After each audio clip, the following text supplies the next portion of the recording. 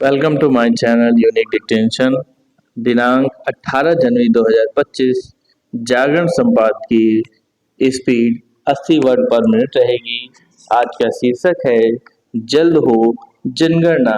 तो आइए लिखना स्टार्ट करते हैं। स्टार्ट।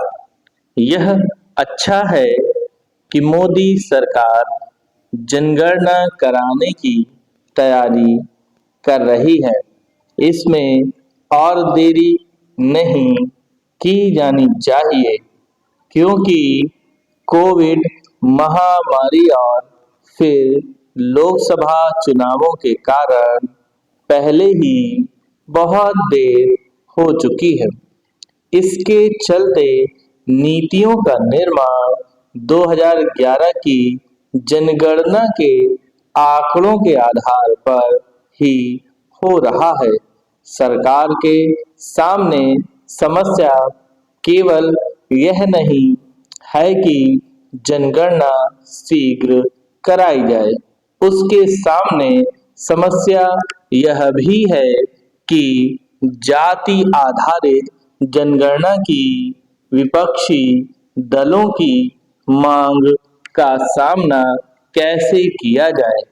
विपक्षी दल और विशेष रूप से कांग्रेस न केवल जाति जनगणना पर जोर दे रही है, बल्कि इसे लेकर सरकार पर दबाव भी बना रही है। सरकार को इस दबाव का प्रतिकार करना होगा, क्योंकि जाति जनगणना की मांग केवल संकीर्ण राजनीतिक स्वार्थों के इरादे से की जा रही है।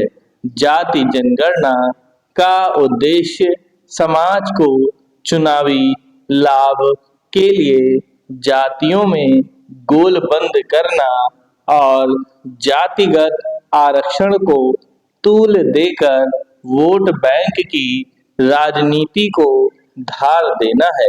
यह सही है कि भारतीय समाज जातियों में विभाजित रहा है, लेकिन अब जब यह विभाजन लगातार कम होता जा रहा है, तब जाति जनगणना कराकर जाति की राजनीति करने वालों को सामाजिक विभाजन का अवसर नहीं दिया जाना चाहिए। इसलिए और भी नहीं, क्योंकि जाति की राजनीति करने वाले जातीय वैमनस्य को भी हवा देते हैं। जाति जनगणना से केवल विभाजनकारी प्रवृत्तियों के सिर उठाने का ही खतरा नहीं है, यह एक बेहद जटिल काम भी है। और इसलिए 2011 में मनमोहन सरकार ने जाति जनगणना कराने के बाद भी उसके आंकड़े सार्वजनिक करना सही नहीं समझा था। तथ्य यह भी है कि स्वतंत्रता के बाद जाति जनगणना की आवश्यकता नहीं समझी गई। जाति जनगणना इसलिए आसान काम नहीं है, क्योंकि कई ऐसी जातियां हैं जिनकी एक राज्य में सामाजिक और आर्थिक हैसियत दूसरे राज्य से बिल्कुल भिन्न है। इतना ही नहीं, कहीं उनकी गिनती अनुसूचित जाति में होती है तो कहीं पिछड़ी जाति में।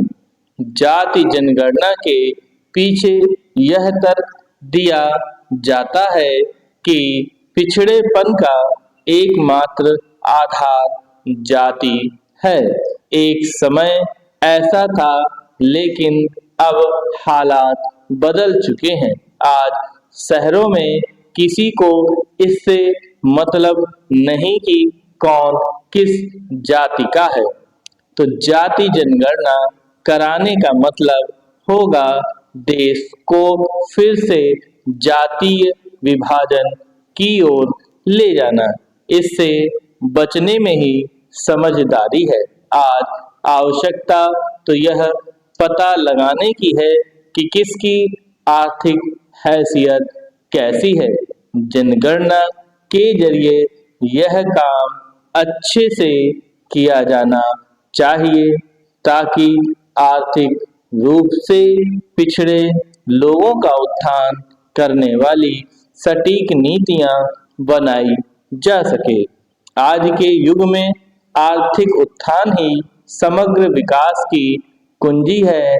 आर्थिक रूप से सक्षम व्यक्ति सामाजिक रूप से स्वतः ही सशक्त हो जाता है।